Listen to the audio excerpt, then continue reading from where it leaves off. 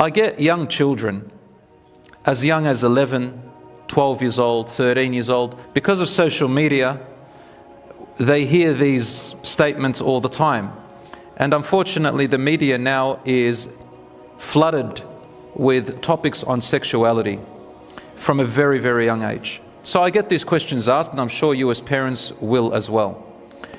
She says, or they say to me, what is a crush? I have a crush on so-and-so. Kids as young as grade 1 say, I have a crush on so-and-so.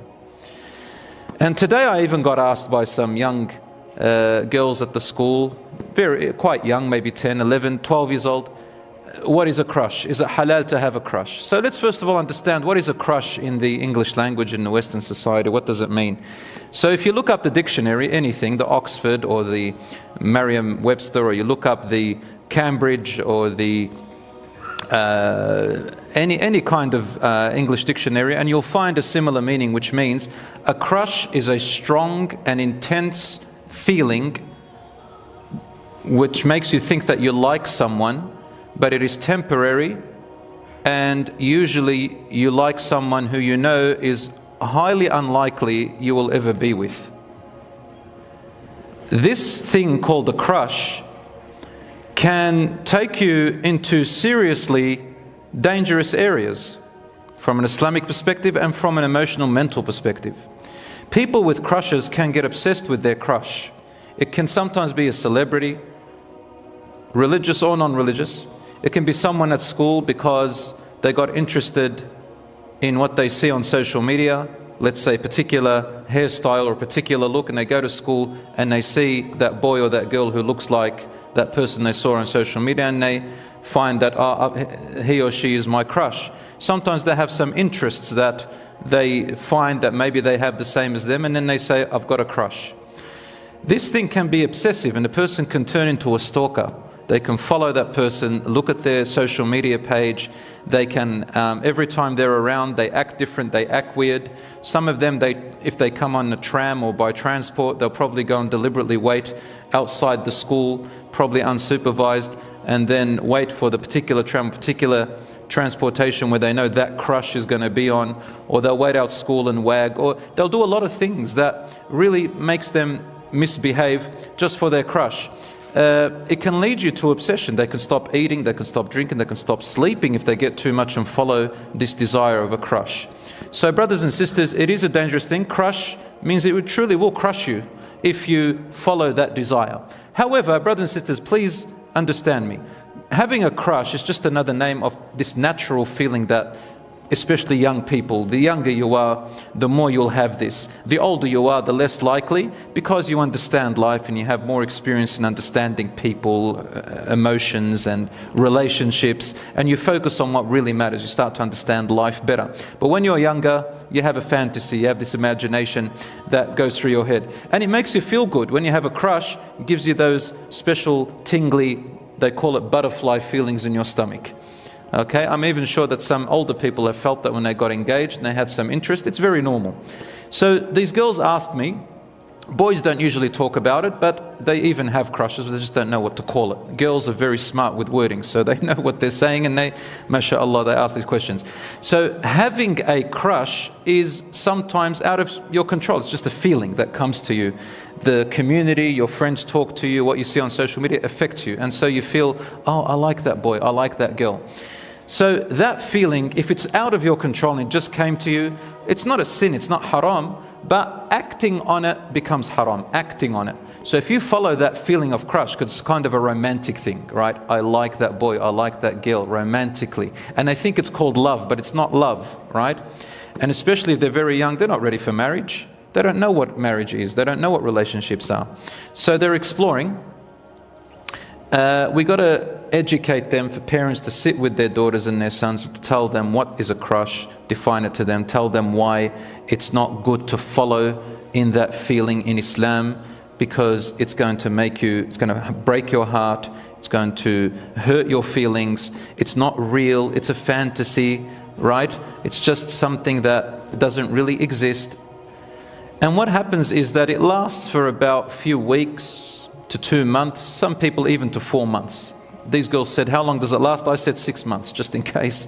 And inshallah, it does go away. So these are, if you do feel something like that, brothers and sisters, I always advise my brothers and sisters this. Are you ready for marriage? Can you get married? Can you go and start the process and, meet the family and ask for her hand? And it doesn't have to be marriage straight away, but can you get engaged? Are you ready to meet people to get married? Are you old enough? Are you mature enough? If all the answers are no, then know that all you're doing is that you're torturing yourself if you follow the feelings of liking or having a crush. Okay? It'll go away and you will move on, but don't act on it because it can lead you to bad places. I have had these experiences with young people, past and present. I've been teaching for about, 16, 17 years.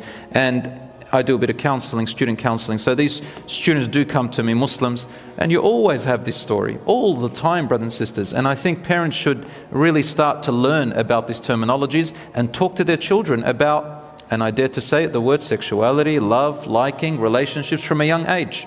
Talk to them about puberty from the age of 9 or 10, even 8. For the girls especially, because they reach puberty before boys. Talk about these topics and let it be a normal topic that you as parents can talk with your children. Children, talk with your parents. Talk about your experiences. How did you meet their mum? How did you meet their dad? But, within reason. Let them talk to you rather than talking to someone else. I know a brother who I learnt this from. He says, I say to my daughter all the time, she is an angel. I even joke with her with cheap lines like, did it hurt when you fell from heaven because you're an angel? These cheap pick-up lines. He says them to his daughter, and his daughter says, come on, Dad, that's, you don't say stuff like that. But she became normalized to it, so that he said to me, because I know some other boys are going to come and use cheap lines to pick her up. So I'm going to beat them to it. And whenever they say it, she says, oh, my dad says those to me. My brother says that to me. So brothers and sisters, get that used to it so that she doesn't fall for the praise who just want to prey on her. Do you understand what I'm saying? Okay, brothers and sisters. So I'm going to move on from this thing called crush. And by the way, love really comes after you've met somebody and you've lived together for a while. Marriage doesn't necessarily have to have intense love from the beginning. Marriage can build the love or can crush the love later on. It depends on how you build it, how you are there for each other. As a man said to Umar ibn al-Khattab, I like this person, I trust him. He says, did you travel with him? Did you stay at his house? Have you done any business trade with him? He said, no. He said, then you don't know him. Don't say you just like him. You just like what you see or what you can imagine he is. So really in marriage you get to know each other more. And you just learn about the important things that you need to know for a marriage. And understand that when you marry someone, you're bringing two families together. Sometimes you're bringing tribes together. Tribes. Some people, Lebanese, Turkish, Somalian, marrying Asian, whatever. Islam allows all these types of marriages and makes no distinction so long as you are compatible and you're good for each other. We bring countries together through marriage. It's not just you and him or you and her. It's not Hollywood where you both hold hands and walk out into the sunset as if the whole world doesn't exist. You have families together. So talk to older people. Talk to wise people. Talk to your parents. There's nothing wrong with saying to mum, what's a crush? I have a crush on this boy. Let her talk to you. Let dad talk to you. It's all right. Talk to older people so they can guide you and not just your little friends who are around you. Because in Arabic, the friend that you have at school or the friend that you have who's your same age, the only thing they can really do for you is just to lean on them, to hug them and cry, or just to talk and they say, oh, I'm here. But really they can't do much. They can't advise you more than what you know. A 13-year-old girl getting advice from another 13-year-old girl, what's she going to know? She only knows what she knows. But getting advice from a mother or an aunt who was older or a teacher or anybody else who's older, like an older sister who can advise you, or a brother or a father, these people can advise you and can guide you in a better way. So always good to have a friend or a family member who's older than you can take advice from. A friend who is at school, who is your age, is called Rafiq. In Arabic, Rafiq means the elbow. Mirfaq comes from mirfaq, because Arabic is so particular with names, and there are 8 different types of friends mentioned in the Quran. One of them is Rafiq, and Rafiq is an elbow, which means you can only lean on them. Just share your emotions with them and that's about it. but they can't really solve much for you. Okay, so you need a wali. A wali means someone older who is responsible for you, who's invested in you, like your father, your uncle, your brother.